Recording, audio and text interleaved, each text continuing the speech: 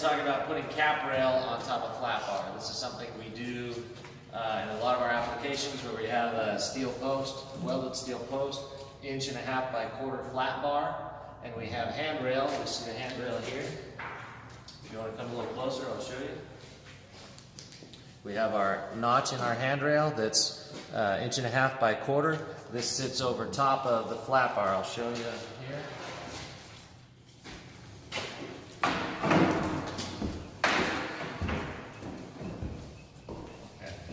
So this fits on top of here, and we're going to talk about how to make the cuts, where to put the holes to screw it in, and how to fasten it to the handrail, okay?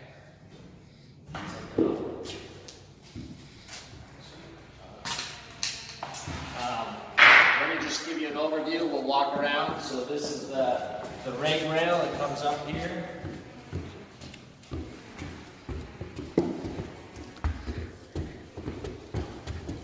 Handrail will come up. We'll have a miter here. Return to the wall here. We've got floor level on this side. This is our floor level. We'll start here. It's going to run down to that corner. Miter in that corner. We'll run across and end at the wall. We'll show you how to do some of the mitered seams that we're going to have over here, so you know how to do that. So we're going to start with layout and show you how to do the layout. A typical section of handrail, and we're going to run 3 inches from each post to put our screws, and then 1 screw in the middle. So I'm going to measure from the inside edge of the post 3 inches. Put a mark here. Measure from this post 3 inches. Put a mark here, and we've got 40 1/4, so I got 20 1/8 to center. And there's center. So we got our 1.5 flat bar, so we're 3/4 of an inch to center. 3/4. And so we're going to start by drilling a hole through the top, and then we're going to do a countersink hole from the bottom. So we've got a 3/16 drill bit. We're going to drill through the top.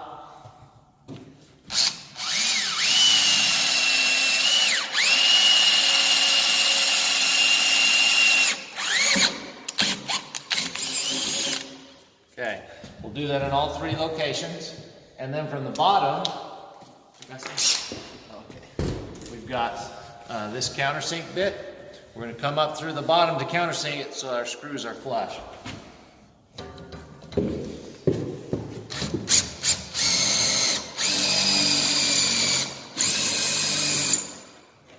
Do you have a screw?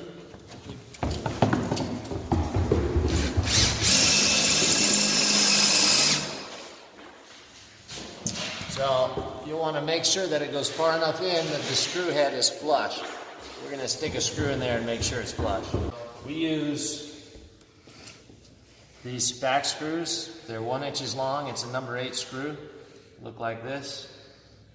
And once you've recessed that in, you want to make sure you go deep enough that that will be flush. Now you can see we've actually probably gone a little too deep on that one. So we'll do one more and then take a look at it. Go not quite as deep so that flushes out, okay? So I've done another hole here. You can see the difference. See this hole? It's nice and flush. And the countersink is about the same diameter as the screw head, so it's a nice clean look. Let's look at the difference between that one and this one. This one, we've overdone the countersink, and you can see we have all that extra room around that screw head that doesn't look very good. So you want to make sure to do it like this. Just enough so that screw head gets in and is flush, a nice clean circle right around the screw. And you'll do that in all locations. In this section, we already talked about the layout, going 3 inches and 3 inches and 1 in the center. This section is only 2 feet apart because of the spacing. So we're actually not going to need a hole in the middle. So in this section, we'll just come 3 inches on this side and 3 inches on that side. So we'll go 3 and 3, and we'll eliminate the screw in the middle because it's so short. We don't need screws that are only 8 inches apart. If you want to come here, we're going to show you. So we did all of our holes 3 inches and 3 inches, but this hole right here, we've got this 3 inch space from the wall. So we want one hole right there, 1.5 inches in, right in the center, so that when this handrail comes in and attaches to the wall, we can get a screw in there to fasten it so it doesn't get loose right there. So just make sure on all your connections to put that one screw hole at the very end. Okay, we have, where we fasten to the wall, we got this screw in the wall. So we have to hog out a hollow spot inside the rail so it'll flush up to the wall. So we're gonna do that now. I'm gonna grab that end, set it down. You can use, I happen to not have a 1-inch Forstner's bit, that would be ideal. We got a 1/2 inch one, so we're gonna use that one. We will hog out right here.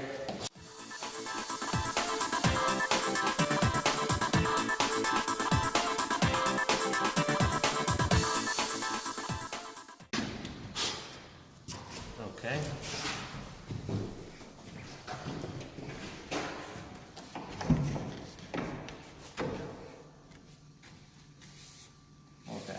So now you can see we fit tight to the wall because we hollowed out. Now we're going to mark our joint. We're going to come over here.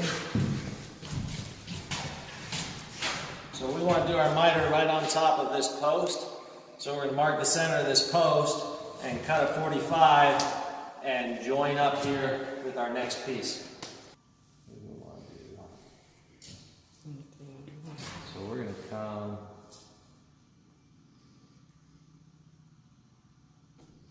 just like that, right over top of the post. Okay. You can see now we've made our miter. It's right over top of our posts, 45 degrees. Our next piece, we've made a 45 miter that's going to connect to that. So now we need to go mark on that end where our miter is going to be. So come out here. So here's where we're going to have our miter. You can see right here we have our other rail that's going to come into this rail right here. So this will be the long point of our miter. Going to miter back 45 degrees and then cut our next piece in. So now we've made this cut in our 45. We're going to check our next piece to see how those fit and see if we need an adjustment.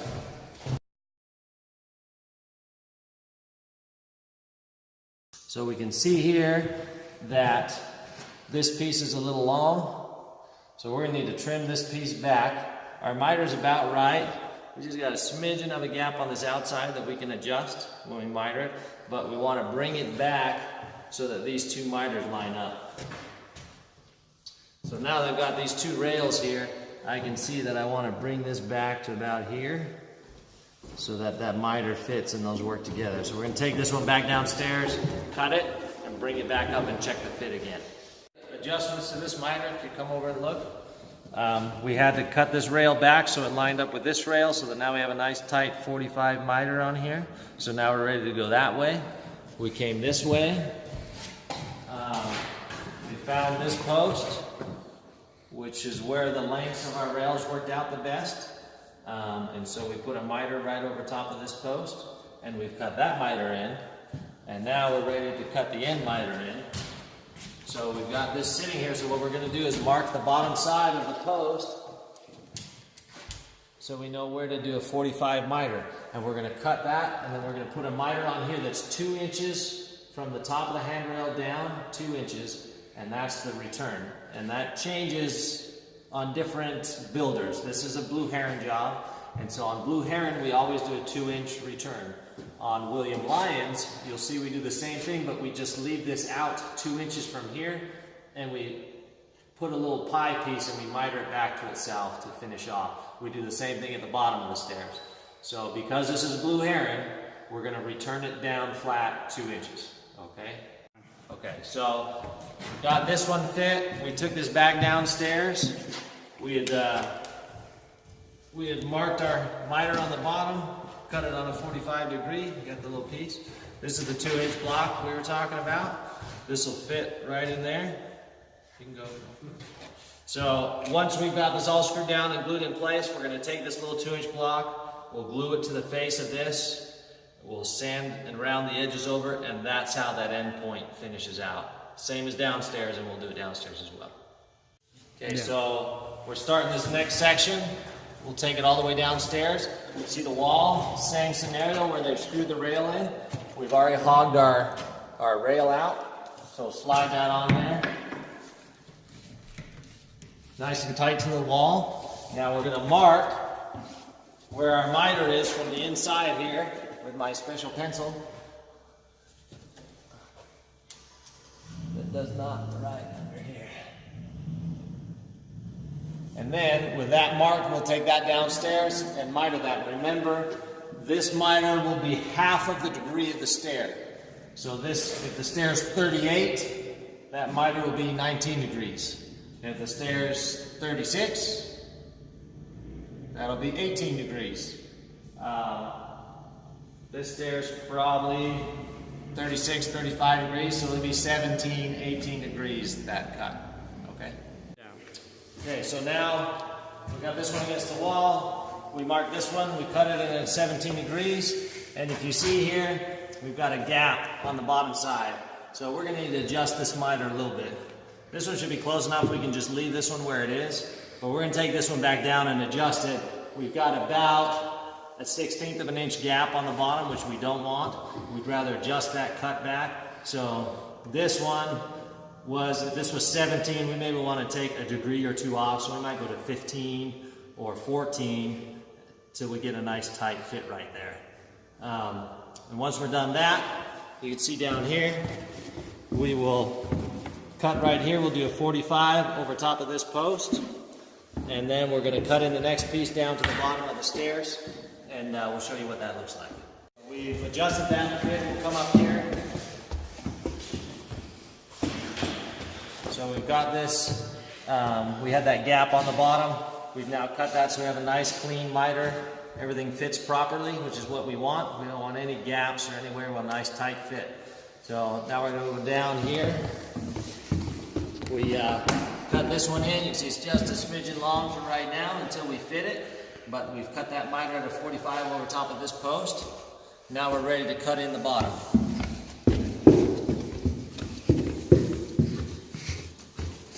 So the bottom will do the same thing that we did up top. We'll come underneath here.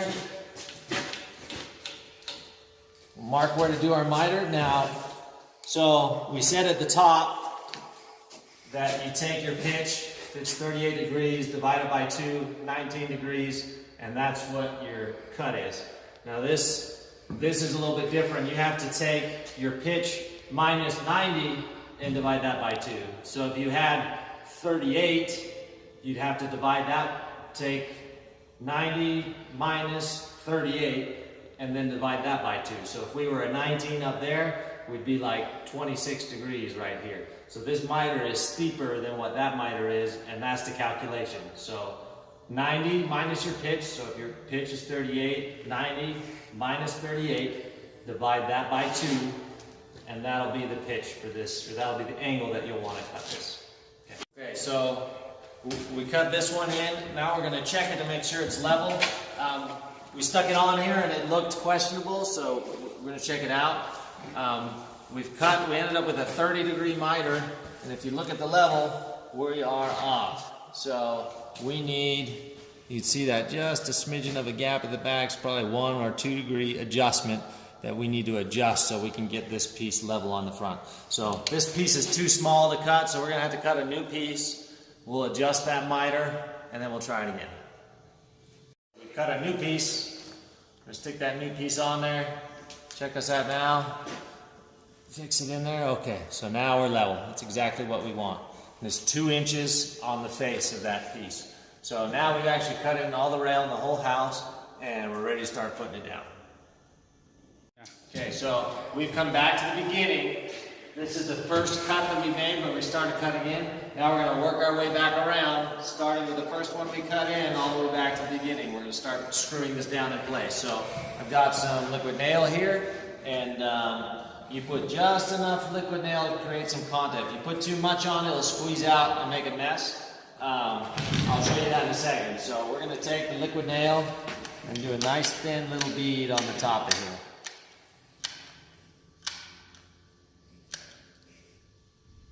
Just a smidgen.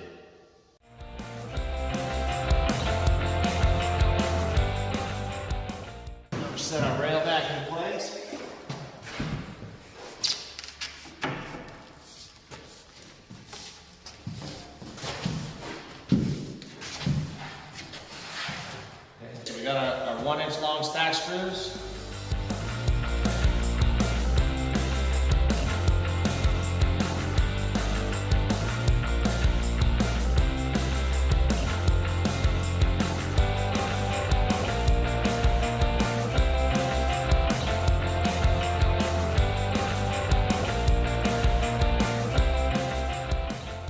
Okay, so they should pull that flat bar up inside your wood rail so you're nice and flush on the bottom side. You can even be just inside the wood with the flat bar. And so you want to do that all the way down. So we've got this one screwed down.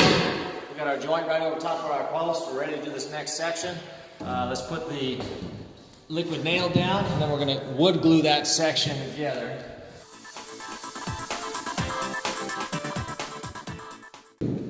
So now you want to take your wood glue,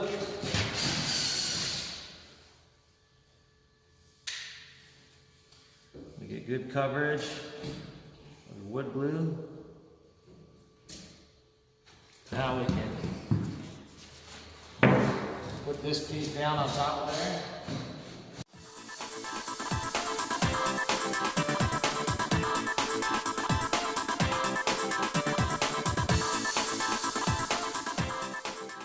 Okay, so the reasons behind doing the joint right over top of the post is we got a screw on either side of that post at 3 inches.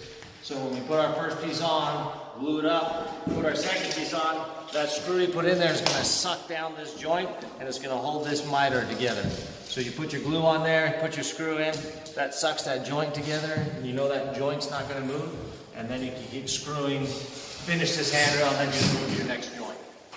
Okay, so on this particular joint, even after we screwed it in, the rails weren't rolling together quite the way we wanted, so we had just a little bit of a gap on this side.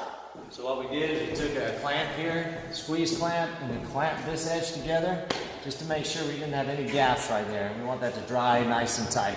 So we'll leave that clamp on there until the glue's dried, then we'll come back and sand that joint. Okay, we are, now we're down to the 45 miter. Should be the same scenario. Put your glue on there, slide your piece up, and put the screw in the bottom. We'll hold these two joints together.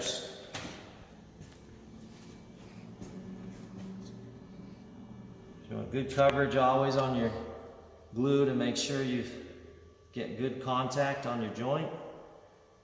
I always wipe my finger off somewhere, whether it's your hands or your pants, so you don't get glue marks on your wood rail.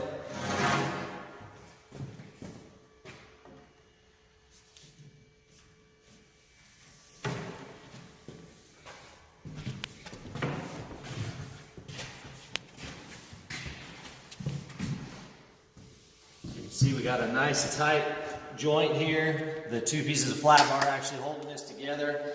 And we can put our screw in there.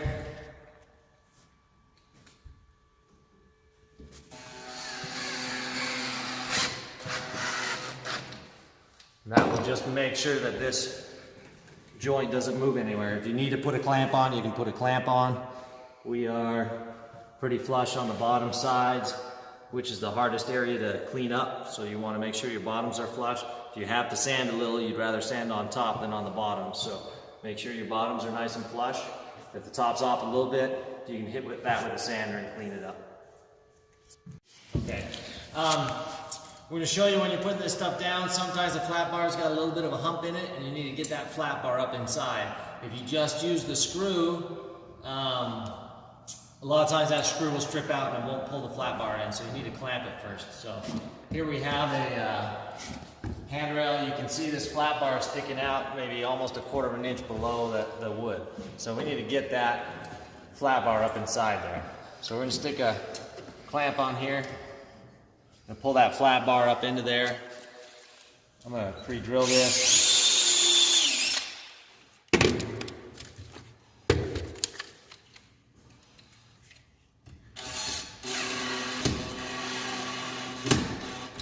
So once we've got our screw in there, now I can take the clamp off. I'm just going to keep that flat bar in there, but without that clamp, usually that screw strips out and it won't pull it up in. So keep a clamp handy while you put this stuff together. Okay, so this bottom piece that we're going to glue on, we want to make sure to round these edges before we glue it on there. We want to have this 1/8 inch round all the way around. So take your sander.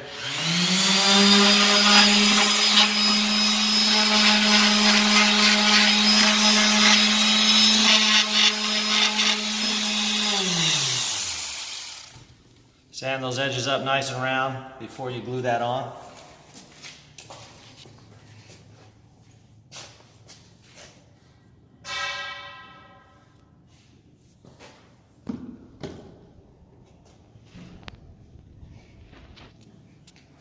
So once you glue that on, you should be able to hold it for about 30-45 seconds and then leave it there.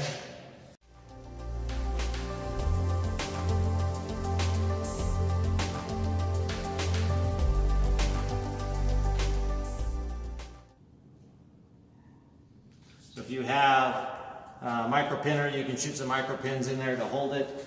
Or if you hold it, like I said, 45 seconds to a minute till that glue kind of gets tacky, you can leave that on there, let it set up, then come back and sand it. Okay, we've got the handrail all put on now, and we need to go through the sanding process. I'll just do one kind of corner with you so you can see. You want to make sure every square inch of the handrail gets sanded. But let's go over one joint. We talked about this joint earlier. We're raised up just a little on top. You can see that, so we want to sand that in nice and smooth. So grab your Makita sander. If you don't have a Makita sander, I'm sorry, but whatever you're using is not good enough. So grab your Makita sander.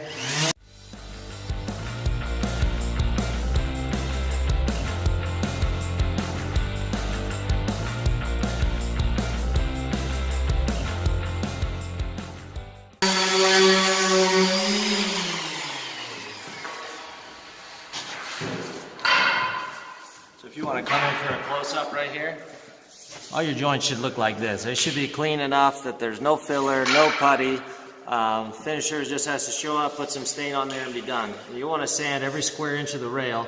You can see on this inside edge, you don't want to hit that with a sander because you're going to mar up this other piece of wood. So you just grab your sharp chisel and just clean that inside edge up just a little bit, but you should round over your outside edges, and the top should be nice and flat and level, and you want to do that to every square inch of that handrail.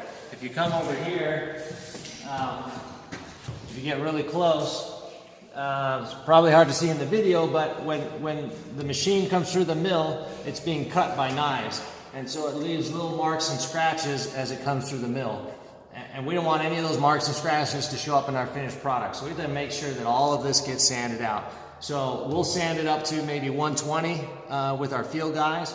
Then the finishers come in, they're going to take it down to 180 or 220 hand sand right before they put the finish on. So we want to make sure all of those little imperfections from the molder get out and that it's ready to go. So when the finishers come in, finished product, they don't have to try and Bondo and fill and do all of that stuff. You guys take care of that in the field. It's ready to go when they show up.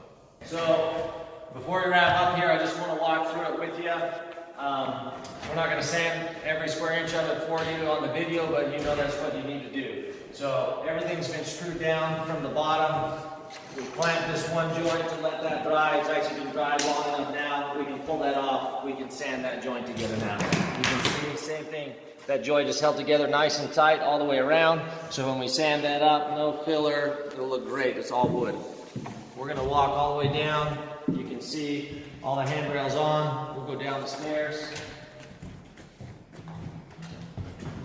These have been glued in. You can see a little bit of the glue is squeezed out. Held it on there. It's been about 10 minutes. It's almost ready that we can sand it without worrying about breaking that connection, and that can get all sanded up. Again, we've used a clamp as needed, anywhere needed to hold the rail down as we're clamping. This joint here as well, we threw a clamp on there to make sure that's going to hold down nice and tight till the glue dries. We've finished out on the bottom. We've got our 2-inch return on the bottom. Now we're ready to go. So all that's left is the finish sanding, and finishers are going to come in and put some stain on there. It'll look great. Thanks.